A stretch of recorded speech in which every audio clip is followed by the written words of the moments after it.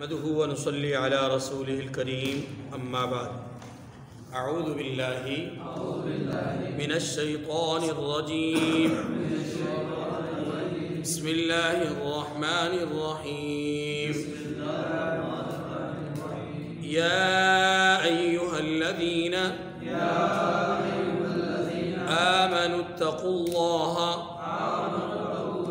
وذروا ما بقي من الربا إن كنتم مؤمنين فإن لم تفعلوا فأذنوا بحرب من الله ورسوله وإن تبتم فلكم رؤوس أموالكم لا تظلمون ولا تظلمون وإن كان ذو عسرة فنظرة إلى ميسرة وأن تصدقوا خير لكم إن كنتم تعلمون واتقوا يوما ترجعون فيه إلى الله ثم توفى كل نفس ما كسبت وهم لا يظلمون صدق الله العظيم۔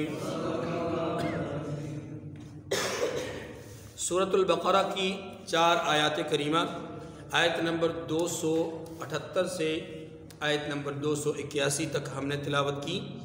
ان آیات کریمہ سے پہلے اللہ تبارک و تعالی نے سود کی مذمت بیان فرمائی ہے اور صدقہ دینے، اس کی شرائط اور اس کے متعلق اصول، قانون، ضابطے اور دستور بیان فرمائے، اور تجارت کو سود کے مقابلے میں حلال بتلایا، جبکہ سود کو اللہ رب العزت نے مال میں کمی کا باعث اور ذریعہ بیان فرمایا، اور سود خوار کے متعلق فرمایا کہ وہ قیامت کے دن اپنی قبروں سے اس طرح اٹھیں گے جیسے کہ مخبوط الحواس انسان، یعنی وہ انسان جسے کوئی جن وغیرہ چمٹ گیا ہو، تو جیسے وہ جن اس پر جب اپنا اثر ظاہر کرتا ہے تو جیسے اس کی حالت ہوتی ہے، فرمایا اسی طرح یہ لوگ سود خوار قبروں سے ایسے ہی اٹھیں گے۔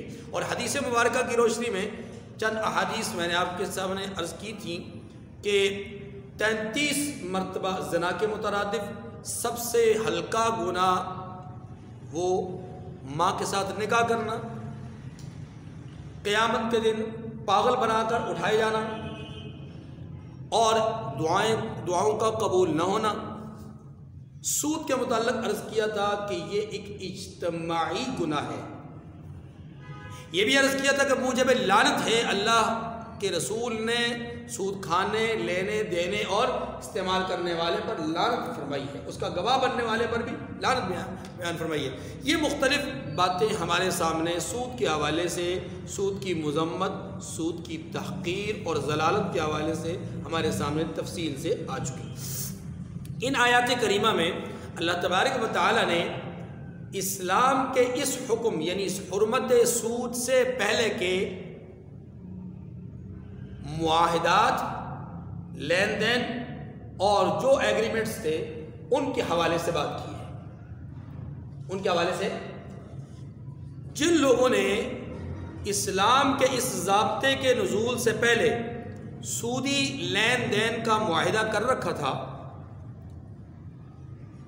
قرض لیا اور پھر اس پر سود دینے کا وعدہ کیا، لینے والے اور دینے والے کے حوالے سے احکامات یہاں پر جاری فرمائے۔ لیکن اس سے پہلے آپ یہ سمجھ لیجئے کہ اللہ تعالیٰ نے قرآن مجید میں ایک انداز یہ اختیار کیا ہے سمجھانے کے لیے، بڑی اہم اور ضروری بات ہے، ایک انداز یہ اختیار کیا ہے کسی بھی گناہ سے روکنے کے لیے، کسی بھی خطا اور غلطی کو اپنانے سے روکنے کے لیے اللہ تعالیٰ نے جو انداز اختیار کیا ہے وہ یہ اختیار کیا کہ دو باتیں ارشاد فرمائی، یا آپ اس کو یوں کہہ لیجئے کہ دو طرح کی سزائیں بیان فرمائی، دو طرح کی وعیدات سنائی، دو طرح سے ڈرایا ہے۔ ایک ڈراوا وہ ہے جو آخرت کے اعتبار سے ہے، ایک ڈراوا وہ ہے جو کہ دنیا کے اعتبار سے ہے، ایک سزا وہ ہے جو آخرت کے اعتبار سے ہے، دوسری سزا وہ ہے کہ جو دنیا کے اعتبار سے ہے۔ یہ ایک ضابطہ ہے، اس ضابطے کو مد نظر رکھتے ہوئے یہاں پر بھی اللہ تعالیٰ نے سود کے حوالے سے ان دونوں پہلوؤں کو مد نظر رکھا ہے اور دونوں پہلوؤں کے حوالے سے بات فرمائی ہے۔ مثلا اللہ رب العزت نے پہلے یہ سمجھایا کہ دیکھو جو آدمی سود لیتا تھا دیتا تھا لیکن اللہ کا حکم آ گیا فمن جاءہ موعظۃ من ربہ فانتہی، جب اللہ کی طرف سے حکم آ گیا، نصیحت آ گئی، اللہ کی طرف سے پیغام آ گیا، واعظ کر دیا گیا،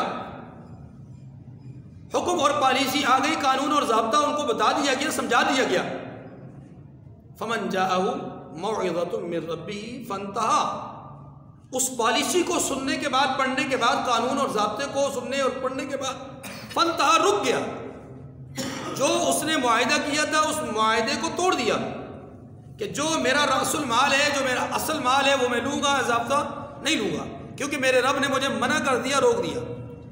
فرمایا کہ ایسے لوگ جو نصیحت کے آ جانے کے بعد اس اقدام سے، اس معاہدے سے اپنے آپ کو روکے رکھیں، ان کے لیے اجر ہے اللہ کے ہاں اور ان پر کوئی خوف اور کوئی غم نہیں۔ لیکن اس کے مقابلے میں فرمایا جو آدمی من عادہ، نصیحت آ گئی، پالیسی بیان ہو گئی، ٹھیک ہے، اور قانون اور ضابطہ اتر گیا، دستور آ چکا، اس دستور کے آنے کے بعد، ضابطے اور قانون کے آ جانے کے بعد اب کوئی آدمی پھر بھی اس معاہدے کو قائم رکھتا ہے اور سود کا لین دین جاری رکھتا ہے، تو پھر فرمایا فَأُولَئِكَ أَصْحَابُ النَّارِ هُمْ فِيهَا خَالِدُونَ، یہ ہے آخرت کی سزا۔ اللہ تعالیٰ نے اصول اور ضابطے کو نہ ماننے والوں کے لیے آخرت میں سزا بیان فرمائی کہ ان کی آخرت میں سزا کیا ہے، وہ جہنم میں رہیں گے اور ہمیشہ اس میں رہیں گے۔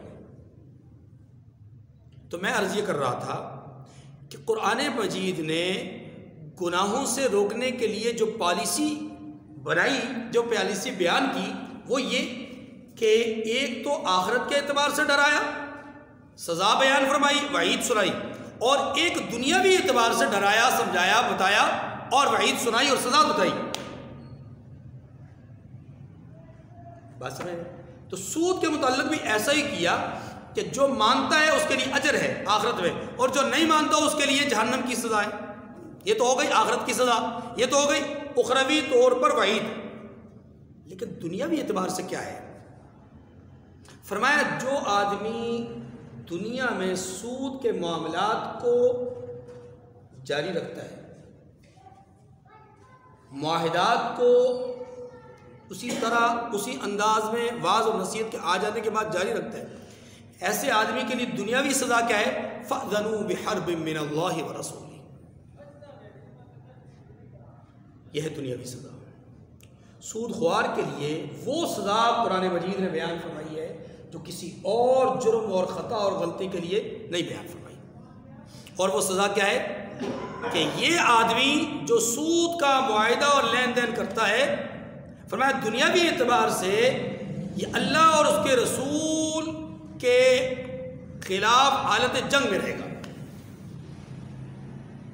حالت ہے، اور آپ جانتے ہیں کہ حالت جنگ میں پھر نہیں دیکھا جاتا کہ نقصان کتنا ہوتا ہے، حالت جنگ میں نہیں دیکھا جاتا کہ کیا نقصان ہوتا ہے، حالت جنگ میں ترس نہیں کھایا جاتا، حالت جنگ میں رحم نہیں کھایا جاتا، حالت جنگ میں کسی پر شفقت اور مہربانی نہیں کی جاتی، حالت جنگ میں تہذیب کیا جاتا ہے، واصل جہنم کیا جاتا ہے، حالت جنگ میں نیزوں کی انی پہ چڑھایا جاتا ہے، حالت جنگ میں تیر اور تلوار مار کر کے اس کے جسم کو ٹوٹے ٹوٹے ٹکڑے ٹکڑے کیا جاتا ہے۔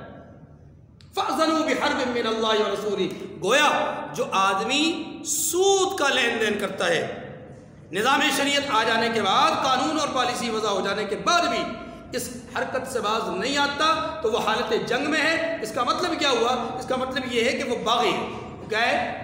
باغی ہے، اور باغی کی سزا پوری دنیا میں ورلڈ وائز باغی کی سزا یہی ہے، اسے موت کے اندھیرے میں بھیج دیا جاتا ہے۔ اسے موت کے اندھیرے میں، اسے دنیا میں رہنے کا کوئی حق، جینے کا کوئی حق نہیں ہوتا۔ تو جس نے اللہ اور اس کے رسول کے اس قانون اور ضابطے کی خلاف ورزی کی، اس نے گویا بغاوت کی ہے۔ اس نے کیا کی ہے؟ بغاوت کی۔ اب اگر یہ بغاوت وہ انکار کی بنیاد پہ کر رہا ہے، سود کو حرام سمجھتا نہیں، تو یہ بغاوت کا اعلیٰ ترین درجہ ہے کہ وہ کافر ہو گیا، مرتد ہو گیا، اور مرتد کی سزا یہ ہے کہ اسے قتل کر دیا جائے۔ اور اگر اس نے اس کو حرام سمجھا، حلال تو نہ سمجھا، تو تب بھی یہ باغی ہے۔ اس لیے اس کے خلاف حکومت وقت کا کام یہ ہے کہ وہ اس کے خلاف اپنی تمام تر صلاحیتوں کو بروکار لائے۔ خلیفہ اول سیدنا صدیق اکبر رضی اللہ تعالیٰ عنہ نے منکرین زکوٰۃ کے خلاف نہیں بلکہ مانعین زکوٰۃ کے خلاف جہاد کیا تھا۔ دونوں لفظوں میں فرق ہے۔ عام طور پر یہ کہا جاتا ہے کہ منکرین زکوٰۃ کے خلاف جہاد کیا تھا، لیکن سیرت کی کتابوں میں لکھا ہے کہ وہ لوگ زکوٰۃ کے منکر نہیں تھے۔ زکوٰۃ کے منکر، بلکہ ان کا اصرار یہ تھا زکوٰۃ ہمارے پیسوں کی، ہماری بستی میں سے، ہمارے علاقے میں سے، ہمارے معاشرے میں سے، ہماری قوم برادری میں سے، تو مرضی بھی ہماری چلے گی، خرچ بھی ہم کریں گے، اپنی قوم پہ خرچ کریں گے، اپنی برادری پہ خرچ کریں گے۔ یاد رکھیے، جب اسلام کا بیت المال موجود ہو، نظام معیشت اسلام کا اپنا موجود ہو، اسلامی ریاست میں اسلامی نظام قائم ہو، تو پھر کسی کو احکامات اپنی مرضی سے لاگو اور نافذ کرنے کی اجازت نہیں ہے۔ یہ جو بیت المال کا یعنی نظام معیشت ہے، نظام معیشت کو چلانا حکومت وقت کی ذمہ داری ہے، نہ کہ عوام کی ذمہ داری۔ جس طرح حدود اور تعزیرات پر عمل کروانا یا عمل کرنا حکومت وقت کی ذمہ داری ہے۔ کوئی آدمی قانون میں ہاتھ کو لے گا، قانون اپنے ہاتھ میں لے گا، تو نتیجہ کیا ہوگا؟ اسے سزا ملے گی۔ تو بالکل اگر کوئی آدمی کسی پالیسی کو، کسی اصول کو، کسی قانون کو، کسی ضابطے کو، خواہ وہ حدود اور تعزیرات سے متعلق ہو یا معیشت اور معاش سے متعلق ہو یا معاشرت سے متعلق ہو، اگر کسی بھی قانون اور ضابطے کو اپنے ہاتھ میں لے گا تو نتیجہ کیا ہوگا کہ گورنمنٹ کی ریٹ کو وہ چیلنج کرے گا، اسلامی ریاست اور اسلامی نظام کے قانون کو وہ چیلنج کرے گا۔ ایسے آدمی کی سزا حکومت وقت تجویز کرے گی۔ اسی لیے امام حسن بصری اور حضرت ابن سیرین رحمۃ اللہ علیہ یہ کہتے ہیں کہ جو آدمی سود لے دے، باوجود اس کے کہ حرمت سود اور ممانعت سود آ چکی، اس کا نظام اور پالیسی وضع ہو چکی، اگر کوئی آدمی سود کا لین دین کرتا ہے تو ایسے آدمی کے خلاف حکومت وقت کو تلوار اٹھانا ضروری ہے۔ تو میں عرض کر رہا تھا، خلیفہ اول نے جو جہاد کیا تھا وہ کن کے خلاف کیا تھا؟ زکوٰۃ کے انکاری لوگوں کے خلاف نہیں کیا تھا، زکوٰۃ کے مانعین کے لیے کیا تھا۔ وہ جو زکوٰۃ بیت المال میں دینے سے منع کر رہے تھے کہ ہم بیت المال میں جمع نہیں کروائیں گے، کیونکہ آج اگر اس بستی کے لوگ منع کریں گے، کل کو اس بستی کے، پرسوں کو اس بستی کے، نظام تو مفلوج ہو جائے گا، بیت المال تو خالی رہ جائے گا۔ بات سمجھ میں آ رہی کہ اگر صوبے خود مختار ہو جائیں گے سارے معاملات میں تو وفاق کہاں جائے گا؟ آسان لفظوں میں سمجھ لیں، ہاں جی، اگر صوبوں 100% خود مختار کر دیا جائے کہ وہ اپنے قانون خود ہی بناتے رہیں، اپنے پارلیمنٹ سے اپنے قانون اپنے معاملات خود ہی وہ بناتے رہیں، تو نتیجہ کیا ہوگا؟ وفاق تو پھر تہی دامن ہو جائے گا نا، خالی ہاتھ رہ جائے گا۔ وفاق میں بیٹھنے والے کیا پالیسیاں وضع کریں گے، کیا قانون نافذ کریں گے؟ کیونکہ ان کے قوانین کو تو ماننا کسی نے نہیں ہے۔ اس لیے کچھ چیزوں میں اختیارات ہوتے ہیں تو کچھ چیزوں میں نہیں ہوتے۔ یاد رکھیے، معیشت، حدود، تعزیرات اور اس طرح کی جو بنیادی چیزیں ہیں، بنیادی اکائیاں ہیں انسانی زندگی کے لیے جو لازمی حصے ہیں، ان کے تمام تر پالیسیاں، پالیسی میکرز وہ لوگ ہوں گے کہ جو اسلامی ریاست کے منتظمین ہیں۔ اتنی بات سمجھ آئی؟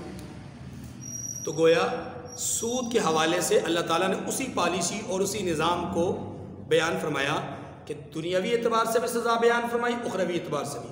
اخروی اعتبار سے بیان فرمایا کہ وہ جہنمی ہیں، اور دنیاوی اعتبار سے فرمایا کہ یہ باغی ہیں، ان کے خلاف اعلان جنگ ہے، ان کے خلاف۔ اب آیت کریمہ کو دیکھیے، فرمایا یا ایھا الذین آمنوا اتقوا اللہ وذروا ما بقی من الربا ان کنتم مؤمنین۔ مومنو، اللہ سے ڈرو، اور اگر ایمان رکھتے ہو تو جتنا سود باقی رہ گیا ہے اسے چھوڑ دو۔ یہ آیت کریمہ، اس کا ترجمہ آپ کے سامنے آیا۔ اب پس منظر سمجھیے۔ پس منظر اس کا یہ ہے، بہت سارے واقعات ہیں لیکن ان میں سے ایک واقعہ یا ایک بات آپ کے سامنے عرض کر دیتا ہوں۔ قبیلہ بنو ثقیف کے کچھ لوگ طائف میں آباد تھے، اور وہ بہت مالدار تھے، صاحب ثروت تھے، اور وہ اسلام کے اس قانون اور پالیسی کے آنے سے پہلے، یا یوں کہہ لیجیے مسلمان ہونے سے پہلے، ان کے معاہدات، ان کے لین دین سود پر چلتے تھے اور وہ چلاتے تھے۔ ان سے سودی لین دین پر کئی سالوں پر محیط ایگریمنٹ کر رکھا تھا بنو مغیرہ نے، جو کہ مکہ کے اندر رہنے والا ایک قبیلہ تھا، اور انہوں نے قرض لے رکھا تھا۔ تو گویا مکی بنو مغیرہ کے لوگ طائف کے رہنے والے بنو ثقیف کے مقروض تھے، اور وہ ہر سال ہر ماہ جو ان کا ایگریمنٹ تھا وہ سود دیا کرتے تھے، جیسے ہم بھی سود دیتے ہیں آئی ایم ایف کو، ورلڈ بینک کو، ہاں جی، کہیں امریکہ کو، کہیں برطانیہ کو، کہیں سعودیہ کو۔ نام ذرا آہستہ لینا چاہیے نا، کہیں ہماری مخالفت نہ ہو جائے۔ تو مختلف ممالک ہمیں قرض دیتے ہیں، ہم انہیں سود لوٹاتے رہتے ہیں۔ اصل رقم اپنی جگہ پر ہوتی ہے، سود ہم لوٹاتے رہتے ہیں، اور سود کی قسطیں لوٹاتے لوٹاتے لوٹاتے لوٹاتے ہم دیوالیہ ہو چکے ہیں۔ بنو مغیرہ قرض کی رقم اپنی جگہ پر، سود لوٹاتے رہے لوٹاتے رہے۔ اسلام لے آئے دونوں قبائل کے لوگ، پھر یہ حکم آ گیا۔ اب جب یہ حکم آیا فتح مکہ میں، جب ٹھیک ہے اسلام قبول کر لیا انہوں نے، اسلام قبول کرنے کے بعد یہ حکم آ گیا۔ حکم آنے کے بعد بنو ثقیف نے بنو مغیرہ سے اپنا مطالبہ کیا کہ ہمارا آپ کا ایک معاہدہ ہوا تھا، اس معاہدے کے تحت آپ ہماری رقم دیجئے، اور اس پر جو ایگریمنٹ تھا اس ایگریمنٹ کے مطابق اضافی رقم بھی دیجئے، معاملات کو کلیئر کیجئے، صاف کیجئے۔ بنو مغیرہ نے اس وقت اسلام کے اس پالیسی اور قانون کو بتلایا کہ اب یہ جائز نہیں ہے، تب تک جب تک یہ حکم نہیں آیا تھا ہم ادا کرتے رہے، لیکن جب اب یہ حکم آ گیا تو اب ہم اس پالیسی کے ہوتے ہوئے آپ کے معاہدے کی لاج نہیں رکھیں گے، معاہدے کو پورا نہیں کر سکیں گے، لہذا چلیں حضور صلی اللہ علیہ وسلم سے جا کر معاملے کو تصفیہ کر لیتے ہیں۔ اللہ کے رسول کے پاس آئے۔ بعض مفسرین نے لکھا ہے کہ یہ حجۃ الوداع کے موقع پہ بات ہے، آئے اور آ کر کے اپنا سارا معاملہ اللہ کے رسول کے دربار میں پیش کیا، تو رسول خدا صلی اللہ علیہ وسلم پر اس وقت یہ آیت کریمہ نازل ہوئی کہ انہیں سمجھائیے کہ جو معاہدہ تم نے کیا اسے اب چھوڑ دیجئے، اور جو اپنا اصل مال ہے وہ لے لیجئے اور اللہ سے ڈریے، بس۔ یا ایھا الذین آمنوا اتقوا اللہ وذروا ما بقی من الربا ان کنتم، اگر ایمان رکھتے ہو، اگر مومن ہو تو پھر جو معاہدات کیے ہیں ان میں سود کو چھوڑ دو اور اصل مال کو لے لو اور اللہ سے ڈرو۔ فَإِن لَمْ تَفْعَلُوا، یہ ہوتی ہے جرأت کی بات، واضح الفاظ میں سزا بتاتی ہے۔ فَإِن لَمْ تَفْعَلُوا فَأْذَنُوا بِحَرْبٍ مِّنَ اللَّهِ وَرَسُولِهِ، فرمایا کہ خبردار ہو جاؤ، آگاہ ہو جاؤ اس بات سے کہ اگر ایسا نہیں کرو گے تو پھر اللہ اور اس کے رسول کے ساتھ جنگ کے لیے تیار ہو۔ دنیاوی سزا ہے یہ، کیا ہے؟ دنیاوی سزا، یعنی تم حالت جنگ میں رہو گے، جیسا کہ گزشتہ درس میں نے تفصیل سے عرض کیا تھا۔ فرمایا وَإِن تُبْتُمْ فَلَكُمْ رُءُوسُ أَمْوَالِكُمْ، لیکن اگر تم توبہ کر لو گے تو تمہارے لیے تمہاری اصل رقم لینے میں کوئی حرج نہیں، اصل رقم لینے کا حق ہے تمہیں۔ فَلَكُمْ رُءُوسُ أَمْوَالِكُمْ، تمہاری اصل رقم تمہیں لوٹائی جائے گی، جیسا کہ گزشتہ درس میں عرض کیا تھا کہ رسول اللہ صلی اللہ علیہ وسلم نے حجۃ الوداع کے موقع پر فرمایا کہ میں رسومات جاہلیت کو پاؤں تلے روندنے کے لیے آیا ہوں اور تمام معاہدات سود کو ختم کرنے کا اعلان کرتا ہوں، یہاں تک کہ سب سے پہلے اپنے خاندان میں سے جو ان معاہدات کو ختم کرنے کا میں اعلان کرتا ہوں وہ اپنے چچا حضرت عباس کی طرف سے، ان کے تمام معاہدات کو میں ختم کرتا ہوں، کینسل کرتا ہوں۔ جو آپ لوگوں کی اصل رقم، آپ لوگوں کی طرف ان کی اصل رقم ہے وہ انہیں لوٹا دو اور اضافی رقم دینے کی ضرورت چندہ نہیں ہے۔ بات سمجھ گئی؟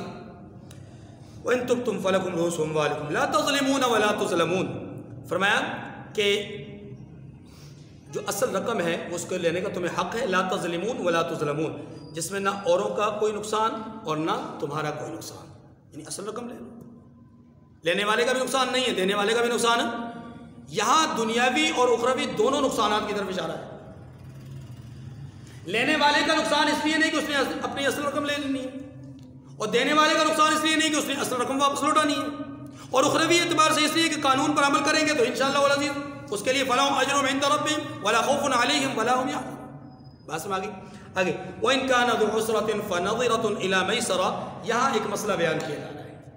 مسئلہ کیا ہے کہ ایک آدمی مقروض ہے، ایک آدمی مقروض ہے اور وہ قرض کی ادائیگی نہیں کر پاتا، اللہ تبارک و تعالیٰ اس کے لیے ارشاد فرماتے ہیں کہ جو آدمی قرض کے اندر ٹال مٹول نہیں کر رہا، اس کے پاس حقیقتاً رقم ادائیگی کی نہیں ہے، ایسے آدمی کو مہلت دینا باعث اجر ہے، باعث رحمت۔ دو عالم صلی اللہ علیہ وسلم سفر معراج پر جب تشریف لے گئے تو آپ جنت کے دروازے پر دیکھتے ہیں کہ ایک عبارت لکھی ہوئی ہے، اور وہ عبارت کیا تھی کہ صدقہ دینے کے اجر کے حوالے سے کہ صدقہ دینے پر 10 گنا اجر ملے گا اور قرض دینے پر 18 گنا اجر ملے گا۔ رسول اللہ صلی اللہ علیہ وسلم نے جبرائیل امین سے پوچھا کہ اے جبرائیل یہ کیا ماجرا ہے، صدقہ دیں تو 10 گنا اجر، قرض دیں تو 18 گنا اجر؟ تو اس کی طرف اشارہ کیا، حضرت جبرائیل امین نے وضاحت کی کہ یا رسول اللہ صدقہ آپ جس کو دے رہے ہیں یا صدقہ جس کو دیا جائے گا وہ تو ہوگا محتاج، لیکن اس کی محتاجی کا ایسا حال نہیں کہ وہ سوال کر رہا ہو، یعنی اسے مل گیا تو اچھی بات، نہیں ملا تو وہ اس کا گزارا ہو جائے گا، لیکن قرض تو وہی آدمی لے رہا ہے نا جس کا گزارا نہیں ہو رہا، جس کا گزارا نہیں ہو رہا، وہ اپنی مجبوری کی انتہاؤں کو جب چھوتا ہے تو پھر کسی کے سامنے دست سوال دراز کرتا ہے کہ مجھے کچھ پیسے چاہیے، کچھ رقم چاہیے۔ تو جو آدمی حسن نیت کے ساتھ، اچھی نیت کے ساتھ قرض دے گا تو فرمایا اس کے لیے 18 گنا اجر ملے گا۔ بس فرمایا وَإِنْ كَانَ ذُو عُسْرَةٍ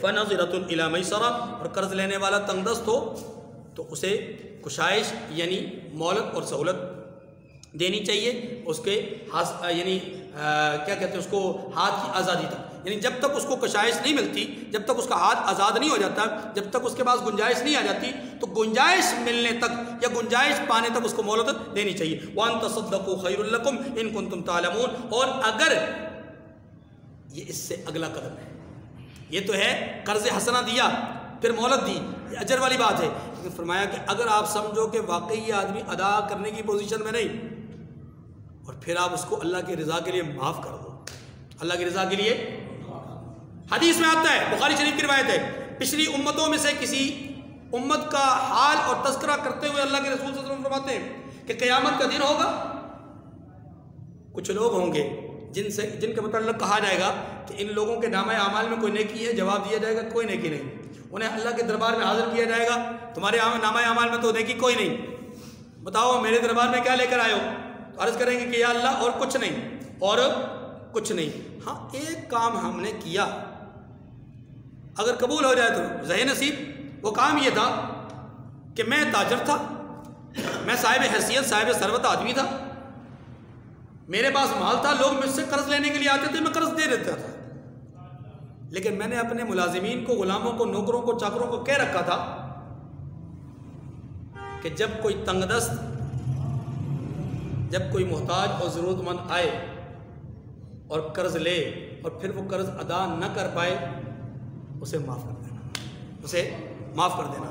تو حدیث میں آتا ہے, بخاری شریف کی روایت ہے, اللہ تبارک و تعالیٰ اس وقت فرمائیں گے نحن احق,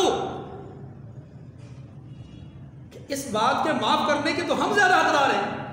معاف کرنا تو ہمارا کام ہے. اگر تم بندے ہو کر کے اپنے جیسے بندوں کو قرض معاف کر سکتے ہو تو میں رب ہو کر تمہارے گناہوں کو معاف نہیں کر سکتا. جاؤ میں نے تمہیں بخش دیا. بات سمجھ میں آ گئی؟ وَأَن تَصَدَّقُوا خَيْرٌ لَكُمْ إِن كُنتُمْ تَعْلَمُونَ, ان کنتم مومنین نہیں, ان کنتم تعلمون, کاش کہ تمہیں خبر ہو, کاش کہ تمہیں انجام سے آگاہی ہو. فرمایا اور اگر ذرے قرض یعنی قرض کی رقم بخش ہی دو تو تمہارے لیے زیادہ اچھا ہے, بشرطے کہ اس بات کو سمجھو. یہ جو آگے آیت کریمہ آ رہی ہے, آیت نمبر 281 سورہ بقرہ کی, یہ قرآن پاک کی سب سے آخری آیت ہے. نزول قرآن کے اعتبار سے, قرآن پاک کے نازل ہونے کے اعتبار سے سب سے آخری آیت ہے. جمہور مفسرین کا اس بات پر اتفاق ہے کہ پہلی آیت اقرأ بسم ربک الذی خلق ہے اور آخری آیت یہ آیت کریمہ ہے. اب یہ آپ علیہ السلام کے دنیا سے پردہ فرمانے کے کتنے دن پہلے نازل ہوئی, اس بارے میں مختلف آراء ہیں. بعض حضرات کا خیال یہ کہ 23 یوم پہلے یہ آیت کریمہ نازل ہوئی, اور شاہ رفیع الدین رحمۃ اللہ علیہ جن کا اردو میں ترجمہ ہے ہمارے ہاں پاکستان میں بہت مشہور ہے جی, اور ان کا قول یہ ہے کہ 3 دن پہلے یہ آیت کریمہ نازل ہوئی. لیکن اس بات پر سب کا اتفاق ہے کہ قرآن پاک کی آخری نازل ہونے والی آیت یہی ہے, اور اللہ کے حکم سے اس آیت کریمہ کو یہی پر رکھا گیا ہے. احکامات بیان ہوئے, سینکڑوں مسائل پیچھے بیان ہوئے, جزوی اور اصولی اور کلی مسائل بیان ہونے کے بعد جملہ کیا ہے, وَاتَّقُوا يَوْمًا تُرْجَعُونَ فِيهِ إِلَى اللَّهِ. پہلا جملہ تھا نزول وحی کا پہلا جملہ, اقرأ بسم ربک الذی خلق, اس رب کے نام سے پڑھیے جس نے پیدا کیا.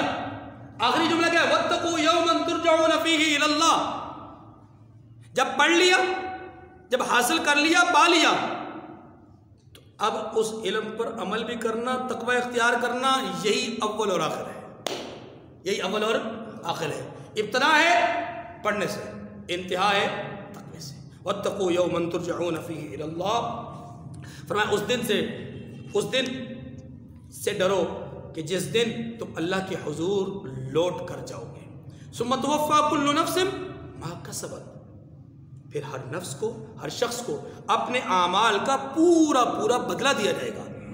اور آگے فرمایا وَهُمْ لَا يُظْلَمُونَ, اور انہیں کسی قسم کا کچھ بھی نقصان نہیں ہوگا. اللہ تعالیٰ مجھے اور آپ کو سمجھنے کی توفیق کامل نصیب فرمائے. وآخر دعوانا الحمد للہ رب العالمین.